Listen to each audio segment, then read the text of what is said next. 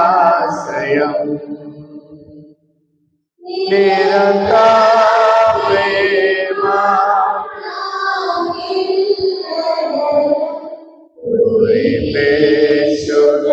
నీ ఆశ్రయం పరిశుద్ధ పరమ దివ్య సప్రసాదమునకు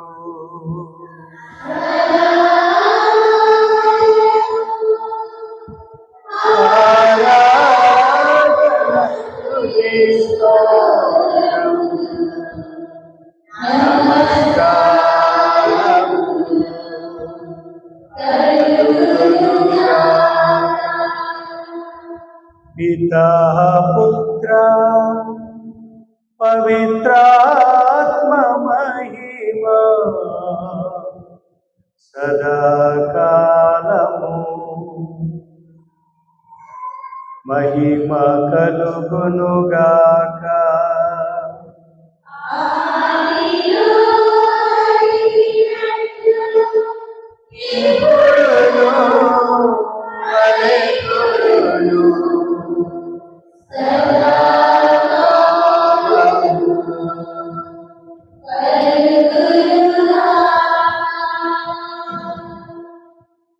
పరిశుద్ధ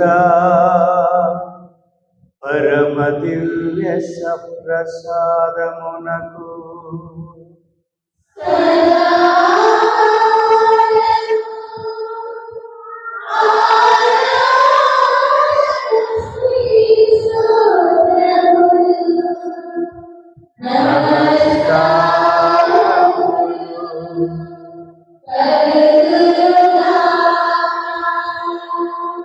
పితా పుత్ర పవిత్రాత్మ మహిమ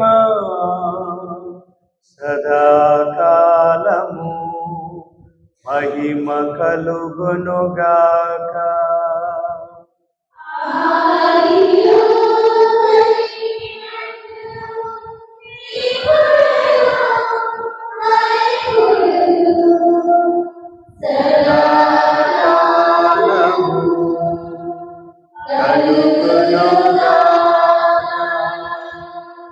పరిశుద్ధ పరమ దివ్య సప్రసాదమునకు సదాకాలం ఆరాధన స్తుతి స్తోత్రము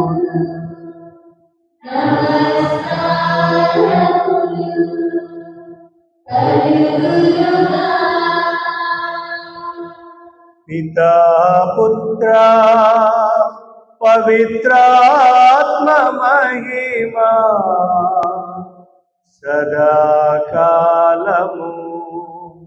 మహిమ కలుగునుగాక.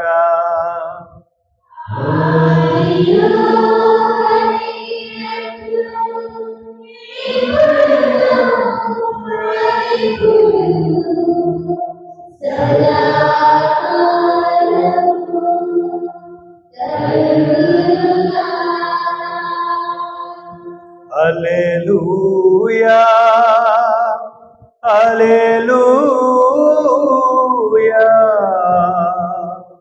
హల్లెలూయా హల్లెలూయా హల్లెలూయా హల్లెలూయా హల్లెలూయా హల్లెలూయా. Praise the Lord. Praise the Lord. తండ్రి వందనం, తండ్రి స్తోత్రం, తండ్రి ఆరాధన, తండ్రి మహిమ. Hallelujah hallelujah. Praise the Lord.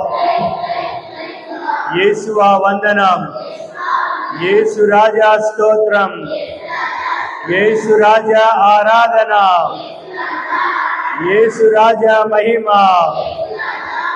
Hallelujah. Hallelujah. Praise, praise, praise the Lord. Parama Vaidyuda Vandanam.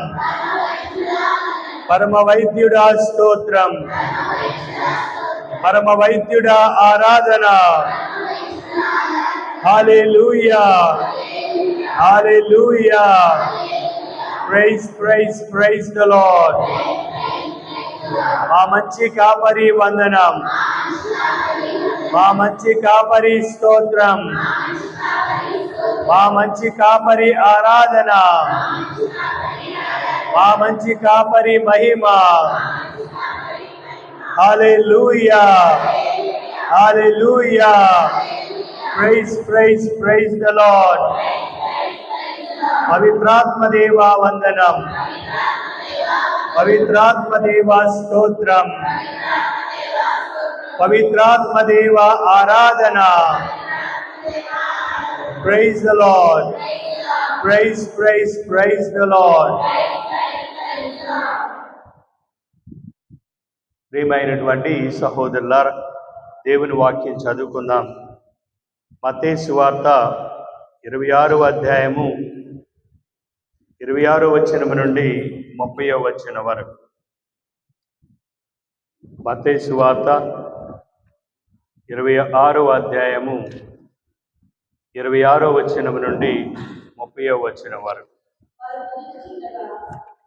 వారు భుజించుచుండగా యేసు రొట్టెను అందుకొని ఆశీర్వదించి త్రుంచి తన శిష్యులకిచ్చుచు, దీనిని మీరు తీసుకుని భుజింపుడు, ఇది నా శరీరము అనెను.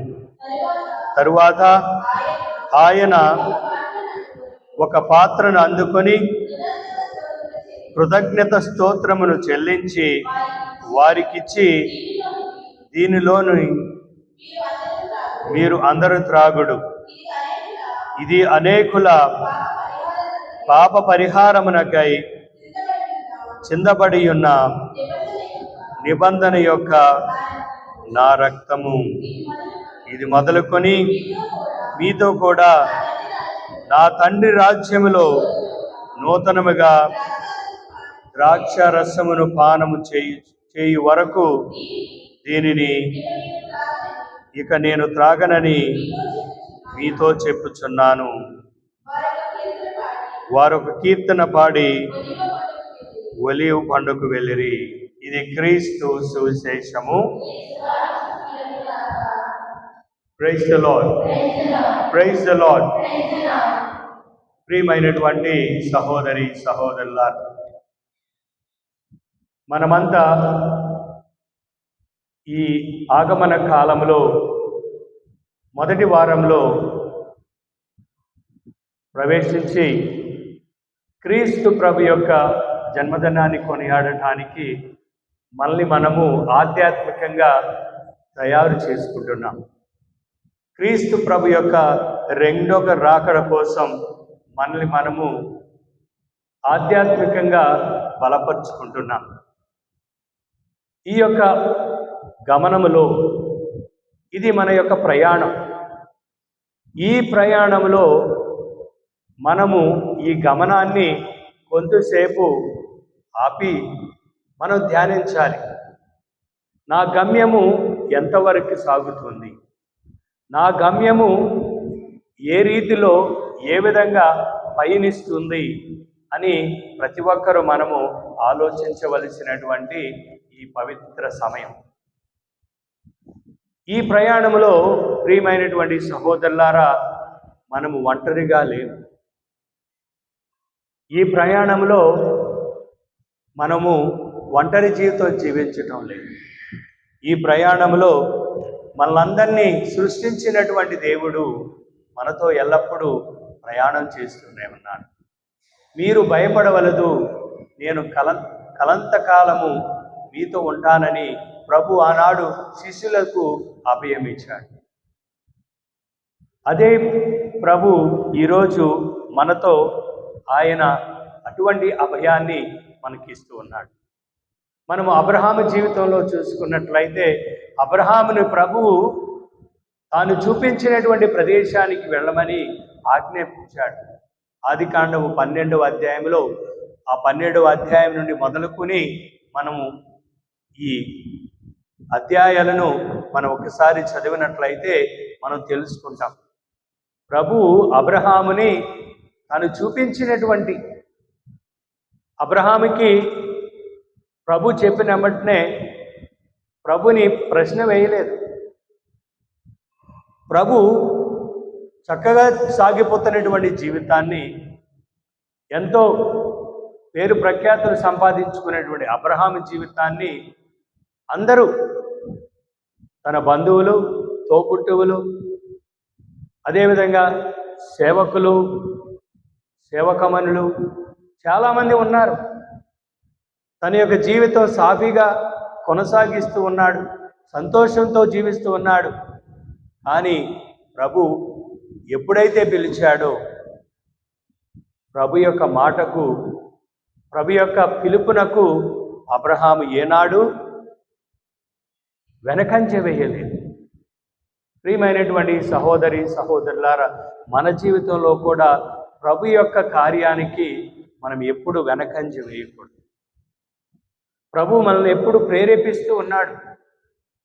ప్రభు మనల్ని తన యొక్క ఆత్మతో ప్రేరేపిస్తూ, నేను చూపించేటువంటి ఈ ప్రయాణంలో మీరు పయనించండి. ఇదిగో దేవుడిచ్చినటువంటి ఈ ఆగమన కాలం, ఈ పవిత్ర కాలంలో మనము ఒక ముఖ్య ఉద్దేశంతో పయనించాలి. ప్రతి సంవత్సరం, ప్రతి ఏటా డిసెంబర్ నెల వస్తే ఎక్కువగా మనం ఆలోచించేది ఏమిటి? ఎక్కువగా దేని గురించి మనం చింతిస్తూ ఉంటాం? రాడమ్మా, దేని గురించి ఎక్కువగా ఆలోచిస్తారు? వరలక్ష్మి, ఎటువంటి చీరలు కొనుక్కోవాలా, షాపింగ్ ఏం చేయాలా, తర్వాత ఇల్లు శుభ్రం చేసుకోవాలా, ఇంకా ఎటువంటి బంధుమిత్రుల్ని మనము ఆహ్వానించుకోవాలా, క్రిస్మస్ పండుగ ఇంకా ఎక్కువగా ఘనంగా చేసుకోవాలా అని ఆలోచనలోనే ఉంటాం. కానీ ముఖ్యమైనటువంటి ఉద్దేశం గురించి మనం శ్రద్ధ తీసుకోం. మన ముఖ్యమైనటువంటి ఉద్దేశం గురించి మనం శ్రద్ధ తీసుకోం. అన్నీ చక్కగా తయారు చేసుకుంటాం, ఇల్లు శుభ్రం చేసుకుంటాం, మన యొక్క శరీరాలను శుభ్రం చేసుకుంటాం, చక్కగా అలంకరించుకుంటాం అన్నీ. కానీ మన హృదయాన్ని మాత్రం శుభ్రం చేసుకో. ప్రభుకి కావలసింది ఏమిటి? ఏమివ్వగలను యేసయ్యా, ఏమీ లేదే ప్రభు నాదంటూ, ఏమివ్వగలను యేసయ్యా, ఏమీ లేదే ప్రభు నాదంటూ. మనదంటూ ఏముంది? ప్రభుకి ఏమి ఇవ్వగలం మనం? ఆయన జన్మదినాన్ని కొనియాడుతున్నటువంటి ప్రభుకి మనం ఏమిచ్చి రుణం తీర్చుకోగలం? ప్రభు మన నుండి కోరేది ఏమిటి? ప్రభు మన నుండి ఆశపడేది ఏమిటి? ప్రభు మన నుండి ఎక్కువగా ముఖ్యమైనటువంటి ఉద్దేశం కోసం మనము శ్రద్ధ చూపించాలని ప్రభు మనల్ని ఆశపడుతూ ఉన్నాడు. ఆ ఆశ ఏమిటో తెలుసా? మన యొక్క హృదయాన్ని శుద్ధపరచుకోవాలి. మన హృదయాన్ని శుభ్రపరచుకున్నట్లయితే ప్రభు మన యొక్క హృదయ ద్వారమున తట్టుతూ ఉన్నాడు. ఆయన మన హృదయంలోనికి జన్మించటానికి ఆయన సిద్ధపడుతూ ఉన్నాడు.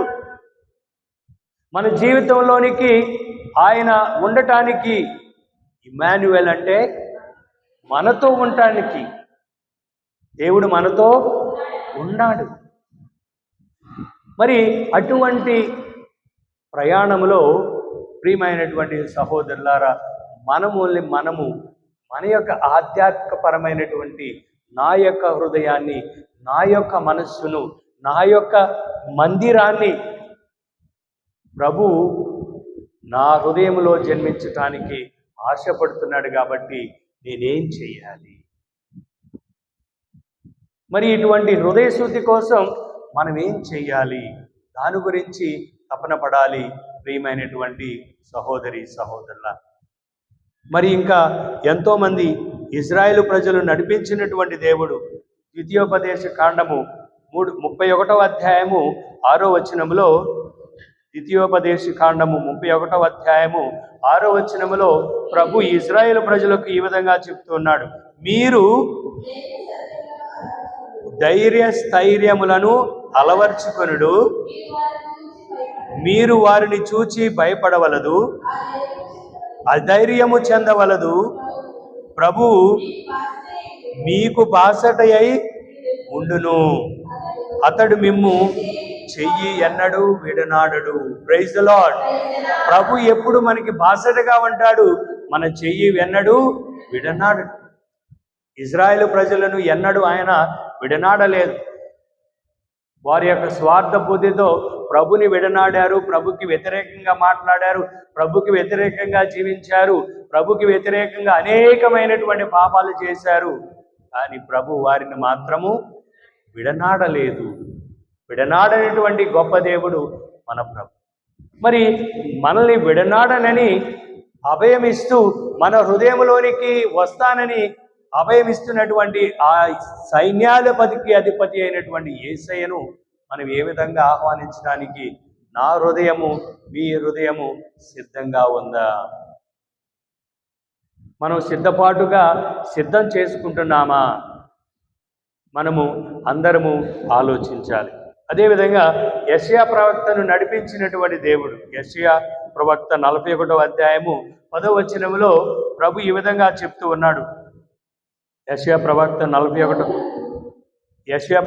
41వ అధ్యాయం 10వ వచనం, నీవు భయపడకము, నేను నీకు తోడయ్యుందును, నీవు వెరవకుము, నేను నీకు దేవుడను, నేను నీకు బలగు నొసగి నిన్ను ఆదుకొందును, నా శక్తి నిన్ను కాపాడును. Praise the Lord. Praise the Lord. ప్రభు శక్తి మనల్ని కాపాడుతుంది. భయపడమాకు. ఎటువంటి విషయం గురించి మనం భయపడకూడదు. ఆయన యొక్క రాకడ కోసం మనం భయపడనవసరం లేదు, అవసరం లేదు. ప్రభు అభయం ఇస్తూ ఉన్నాడు. ఆయన యొక్క శక్తితో మనల్ని నింపుతానని, ఆయన మన హృదయంలోనికి ఆహ్వానించుకున్నప్పుడు, ఆయన మన హృదయంలో జన్మించినప్పుడు, ఆయన మన కుటుంబంలో జన్మించినప్పుడు, మన యొక్క సంఘంలో ఆయన జన్మించినప్పుడు మనము భయపడగలమా? ఆయన శక్తితో నింపుతాడు. శక్తిని నింపి నేను మీ హృదయంలో జన్మిస్తానని ప్రభు మనకి అభయమిస్తున్నాడు. కాబట్టి మనల్ని మనము తయారు చేసుకోవాలి ప్రియమైనటువంటి సహోదరులారా. అదేవిధంగా మరి ప్రభు మనతో ఉన్నప్పుడు మనం ఏం చెయ్యాలి? ప్రభు మనతో ఉండటానికి ఆయన ఆశపడుతున్నప్పుడు మనం ఏం చెయ్యాలి? మొట్టమొదటిగా ప్రభుని మాత్రమే ఆరాధించాలి, ప్రభుని మాత్రమే పూజించాలి, ప్రభుని మాత్రమే స్తుతించాలి, ప్రభుని మాత్రమే మహిమపరచాలి. Praise the Lord. Praise the Lord. ఆయన నామమునికి ఎల్లప్పుడూ స్తుతించాలి, ఆయనను అనునిత్యము మనము పూజించాలి. నిర్గమకాండము 23వ అధ్యాయము 25వ వచనములో ప్రభు ఈ విధంగా చెప్తూ ఉన్నాడు. నిర్గమకాండము 23వ అధ్యాయము 25వ వచనం, మీరు నీ దేవుడైనటువంటి యావేను మాత్రమే పూజింపవలయును. Praise the Lord. ఈ క్రిస్మస్ కాలంలో మనం ఎంతమందినో పూజిస్తాం. ప్రాముఖ్యత ఇవ్వాల్సినటువంటి దేవునికి మనం ఇవ్వం. మరి ఎక్కువగా ప్రాముఖ్యత ఇచ్చినటువంటి దానిని మనం పూజిస్తాం. ఆలోచించి బట్టల్ని, వస్తువుల్ని, బంధువుల్ని, ఇంకితరమైనటువంటి వాటిని మనం ఎక్కువగా గౌరవిస్తాం, పూజిస్తాం. ఈ ఆగమన కాలంలో ప్రియమైనటువంటి సహోదరులారా, మనం తెలుసుకోవాలి. ఈ క్రిస్మస్ పండుగకు తయారవుతున్నటువంటి మనము క్రీస్తు ప్రభుని మాత్రమే పూజించడానికి, క్రీస్తు ప్రభుని మాత్రమే మనము ఆయనను స్తుతించడానికి, ఆయన మహిమపరచడానికి, ఆయన ఆరాధించడానికి మనము ఎల్లప్పుడూ సమయాన్ని కేటాయించాలి. కేవలం ఆదివారం మాత్రమే కాదు. ఈ ఆగమన కాలములో ఉన్న 4 వారాలు పవిత్రత కలిగి జీవించాలి. పవిత్రమైనటువంటి మనసులు కలిగి జీవించాలి. ఆ పవిత్రతలో మనలో ఉంటే పవిత్రుడైనటువంటి ఆ చిన్నారి బాలయేసు పవిత్రుడు కాబట్టి మన హృదయంలోనికి జన్మించడానికి ఆయన సిద్ధపడతాడు. మన మనసులు కల్మషముతో అసూయ, స్వార్థము, పగ, కక్ష, క్షమించరానేటువంటి గుణాలు మనలో ఉంటే ప్రభు జన్మిస్తాడండి? జన్మిస్తాడా? జన్మించడు. మన మనసులు మనం శుభ్రపరుచుకోము. మన హృదయాలను అన్ని సైతాను యొక్క శోధనలు, అనేకమైనటువంటి దుర్భరమైనటువంటి పరిస్థితిలో ఉన్నాం మనము.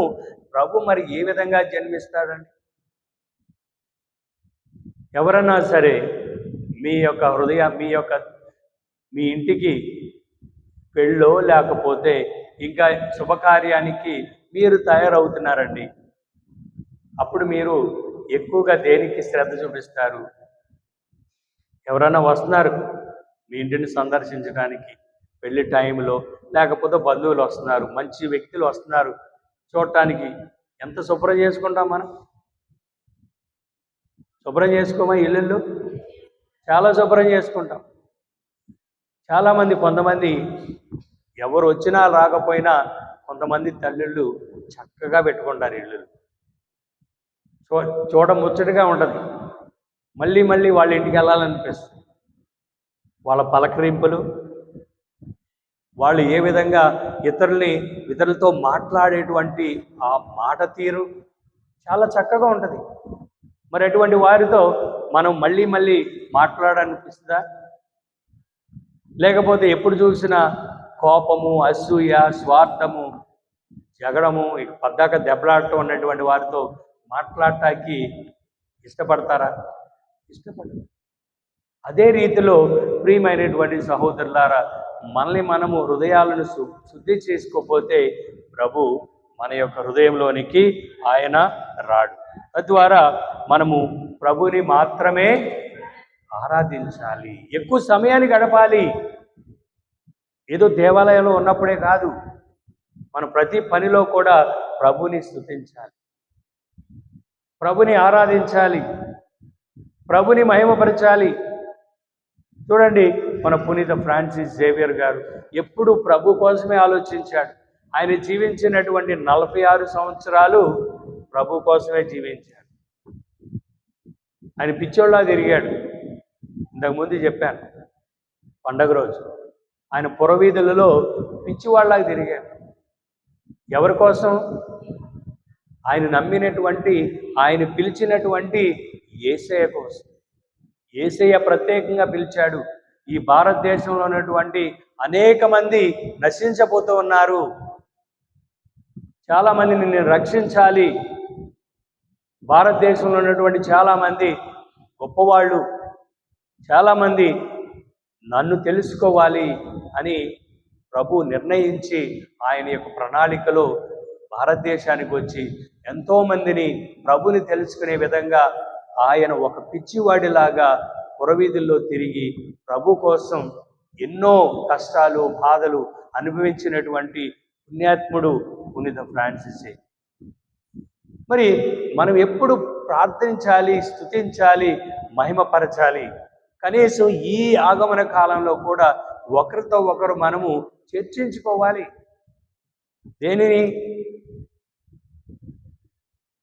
దేని గురించి చర్చించాలి?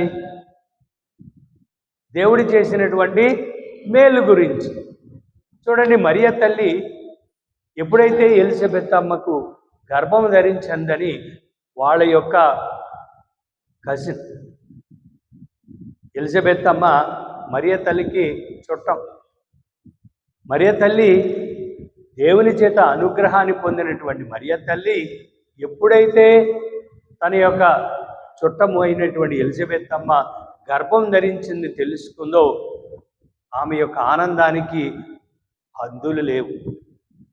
ఆ చీకటిలోనే, ఆ భయంకరమైనటువంటి వాతావరణంలోనే ఆ ఎలిజబెత్ అమ్మకు సహాయం చేయడానికి వెళ్ళినటువంటి ధన్యురాలు మరియ తల్లి. ఆ విధంగా మనము ఎవరికన్నా దేవుడు ఆశీర్వదిస్తే, దేవుడు ఎవరినైనా దీవిస్తే, ఎవరి కుటుంబంలో అయినా దేవుడు అనేకమైనటువంటి మేలు తెలిసి నీకు తెలిస్తే మనం ఏం చేయాలండి? ఏం చేయాలమ్మా? వాళ్ళ తరపున మనము కూడా దేవుణ్ణి స్తుతించాలి, ఆరాధించాలి, మహిమపరుచుకోవాలి, ఇతరులతో పంచుకోవాలి. కానీ మనం అది చెయ్యాలి. వాళ్ళ తరపున మనము సంతోషించి దేవుణ్ణి స్తుతించడం ఒక పక్కన పెడితే, కానీ మనము ఎవరైనా దేవుడు ఆశీర్వదిస్తే వాళ్ళతో మాట్లాడడం మనం స్వార్థం. తద్వారా ప్రియమైనటువంటి సహోదరి సహోదరులారా, మన జీవితంలో ఈ పవిత్రమైనటువంటి కాలంలో మనల్ని ఆలోచనలు మారాలి, మన పరివర్తన మారాలి, మన జీవిత విధానం మారాలి, మన మాట తీరు మారాలి. అదే ప్రభు మనందరికీ కోరుతున్నాడు.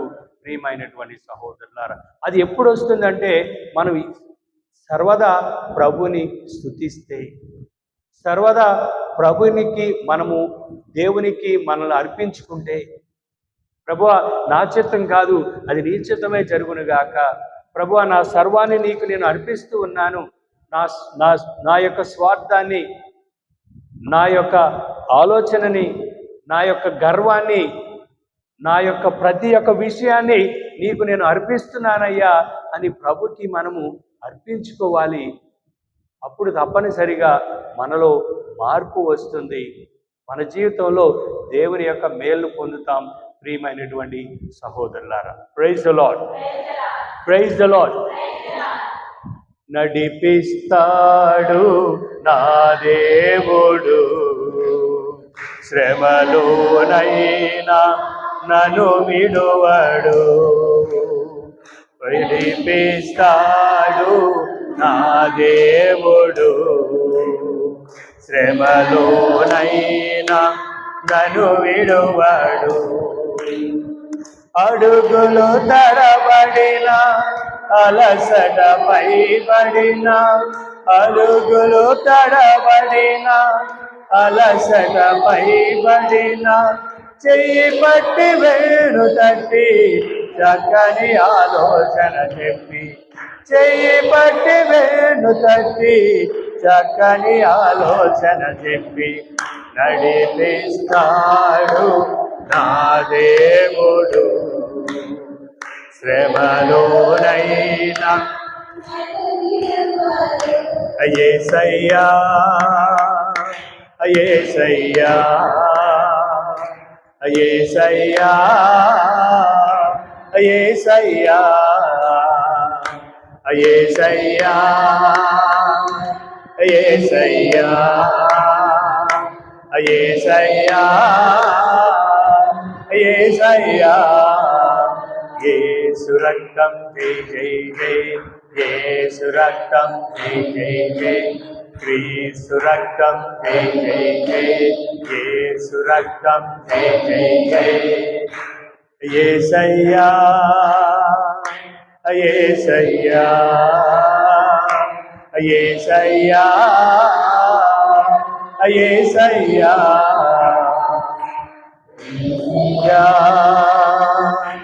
యేసయ్యా యేసయ్యా యేసయ్యా. కష్టాల కొలిమి కాల్చి వేసిన, శోకాలు నేను చీల్చి వేసిన, కష్టాలు కొలిమి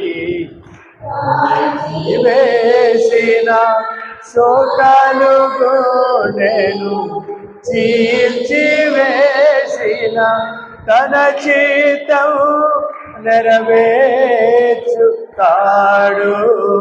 గమ్యం వరకు నన్ను చేర్చుతాడు. తన చిత్తం తాడు గమ్యం వరకు నన్ను చేర్చుతా. యేసయ్యా యేసయ్యా యేసయ్యా యేసయ్యా యేసయ్యా యేసయ్యా యేసయ్యా యేసయ్యా నడిపిస్తాడు నా దేవుడు. శ్రమలోనైనా నన్ను విడువ. నడిపించేది ఎవరు? మనల్ని దీవించేది ఎవరు? కష్టాల కొలిమి నుండి మనల్ని రక్షించేది ఎవరు? మన యొక్క బాధల నుండి, అనారోగ్యం నుండి స్వస్థపరిచేది ఎవరు? మన Yesayya. Yesayya Yesayya Yesayya Yesayya Yesayya Yesayya Yesayya Yesayya. Praise the Lord. Praise praise praise the Lord. రెండవది, ప్రియమైనటువంటి సహోదరులారా, ప్రభునందు మాత్రమే మనం ఉండాలి. ఈ ఆగమన కాలంలో ప్రభునందే మనం జీవించాలి. ప్రభునందే మనం ఉండాలి. యెషయా గ్రంథము 15వ అధ్యాయము 4వ వచనములో, యెషయా గ్రంథము 15వ అధ్యాయము 4వ వచనములో ప్రభు ఈ విధంగా చెప్తున్నాడు, నేను మీ యందు ఉండును, మీరు నా యందును ఉందురు. Praise the Lord. Praise the Lord. ప్రభు చెప్తూ ఉన్నాడు, మీరు నా యందును నేను మీరందును ఉన్నట్లయితే మనం అధికముగా ఫలిస్తాం, మనం అధికముగా దీవించబడతాం, మనం అనుకున్నది మనం సాధిస్తాం. ఎప్పుడైతే మనం ప్రభునందు ఉన్నట్లయితే, ఎప్పుడైతే ప్రభునందు మనం జీవించినట్లయితే, తప్పనిసరిగా ప్రియమైనటువంటి సహోదరులారా మనం దీవించబడతాం. కొమ్మ చెట్టును అంటుపెట్టుకొని కలంతకాలం ఉంటుంది. కొమ్మ చెట్టుని అంటుపెట్టుకుంటుంది. ఎప్పుడైతే చెట్టుని అంటుపెట్టుకుంటుందో, అంటుపెట్టుకున్నంత కాలము పచ్చగా ఉంటుంది. దాని యొక్క ఫలితం మనం చవి చూస్తాం. ఎప్పుడైతే కొమ్మ చెట్టు నుండి విడిపోతుందో ఏమవుతుంది? ఎండిపోతుంది.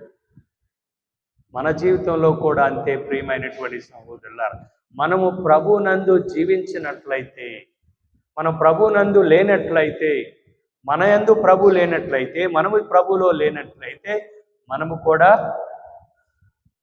కూడా ఎండిపోతాం. మన జీవితానికి అర్థం ఉండదు. తద్వారా ప్రియమైనటువంటి సహోదరులారా, ఈ ఆగమన కాలంలో మనము ప్రతి నిమిషము, ప్రతి క్షణము ప్రభునందు జీవించాలి, ప్రభునందు ఉండాలి. మూడోది, ప్రభునందు భయభక్తులు కలిగి ఉండాలి. దైవభీతి మనలో ఉండాలి. మన బిడ్డలకు నేర్పించాలి. దేవుని యందు భయభక్తులు కలిగి ఎంతమంది బిడ్డలు ఈ రోజులో జీవిస్తున్నారో ఒకసారి ఆలోచించు. దేవుడంటే భయభక్తులు లేవు, పెద్దలంటే గౌరవం లేదు, తల్లిదండ్రులంటే గౌరవం లేదు ఈ సమాజం. ప్రియమైనటువంటి సహోదరులారా, ఈ ఆగమన కాలంలో ప్రతి ఒక్కరు తెలుసుకోవాల్సింది, ఈ యొక్క ఆధునిక ప్రపంచంలో భయభీతులు ఎవరికి లేవు. ఎవరంటే భయం లేదు, దేవుడంటే భయం లేదు. విచ్చలవిడియలుగా నేనే రాజును, నేనే మంత్రిని అన్నట్లు ఏది పడితే అది చేయటం, ఏది పడితే అది అనటం, విచ్చలవిడిగా సమాజంలో ప్రతి ఒక్కరు జీవిస్తూ ఉన్నారు.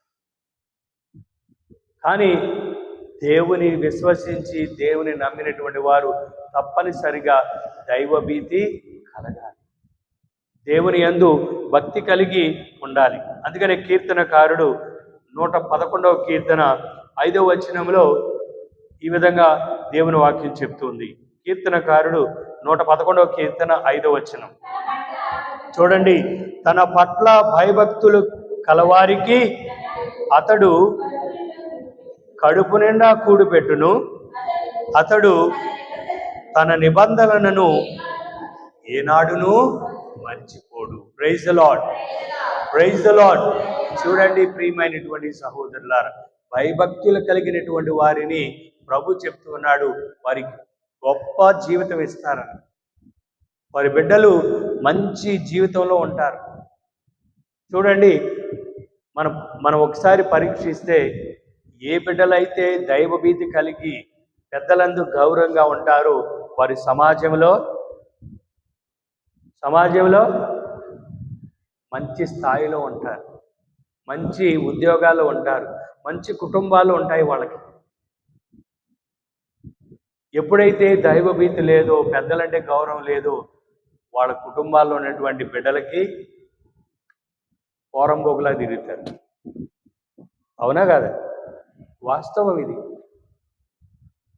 దేనికి పనికిరాని వాటిగా విధంగా తిరుగుతారు.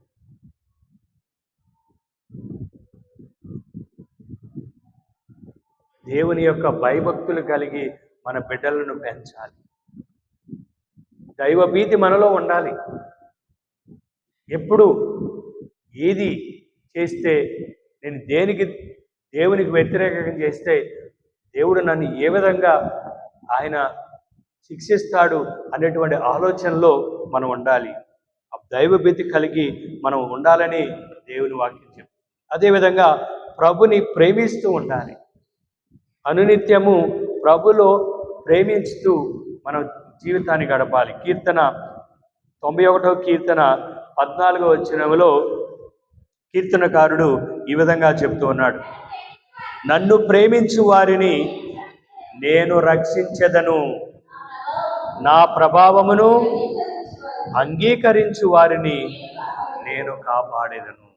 Praise the Lord, praise the Lord. దేవుని చేత మనము రక్షించబడాలంటే, దేవుని చేత మనము కాపాడబడాలంటే మనం ఏం చేయాలి? దేవుణ్ణి ప్రేమించాలి. దేవుని యందు మమకారము, ప్రేమ కలిగి ఉండాలి. ప్రతి దేవాలయానికి వచ్చినప్పుడు మనలో తెలియని రీతిలో ఆ ఉత్సాహం ఉండాలి. ప్రతి ఆదివారం అబ్బా మళ్ళీ వచ్చేసింది ఆదివారం,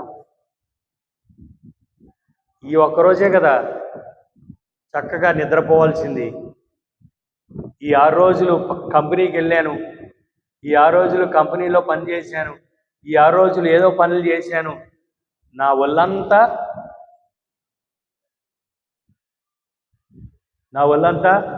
భాగ్యలక్ష్మి, నా ఒళ్ళంతా కోణం అయిపోయింది. కనీసం ఈ ఒక్క రోజైనా నిద్రపోదామంటే మా ఆయన ఊరుకోడు, లే టైం అయింది అనే రకంగా ఉండరు వీళ్ళు. కానీ చాలామంది ఈ అశ్రద్ధ చేస్తారు, చాలామంది బద్దకిస్తారు. సినిమా చూపిస్తానను, సినిమాకి వెళ్తారను, అప్పుడే తలనొప్పి అని పడుకున్నటువంటి వ్యక్తి కూడా లెగిసి గంతులేస్తాడు. కానీ దేవుని దగ్గరికి వెళ్దామంటే తలనొప్పి, ఒళ్ళనొప్పులు. కానీ ప్రియమైనటువంటి సహోదరులారా, ఆలోచించండి.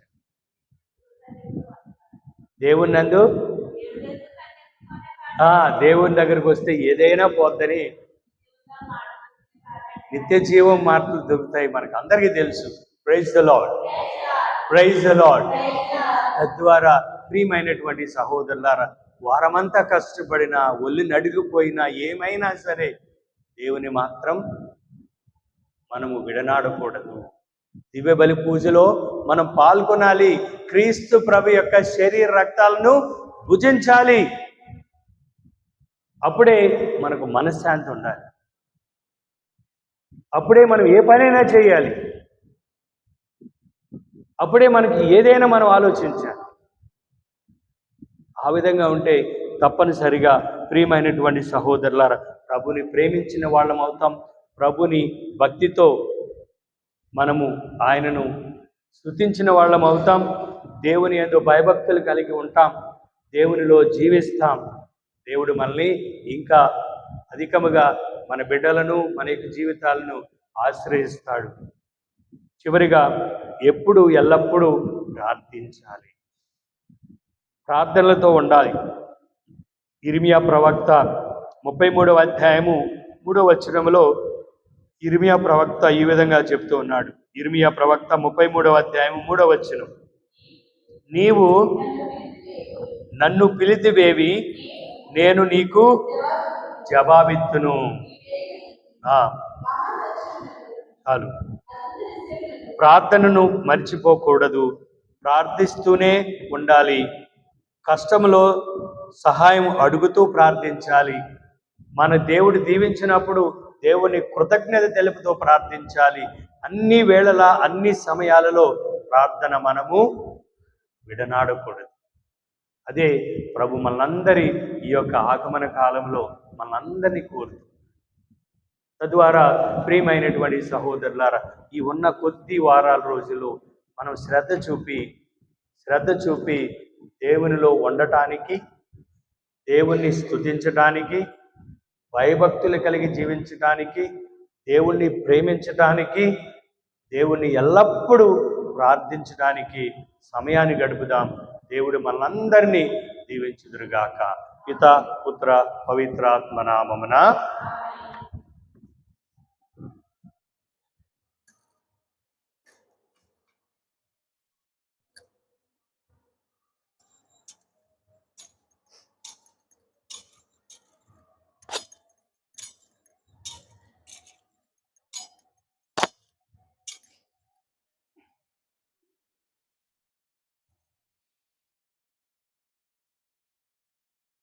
పరలోకము నుండి ప్రజలకు దివ్యాహారమునిచ్చితిరి.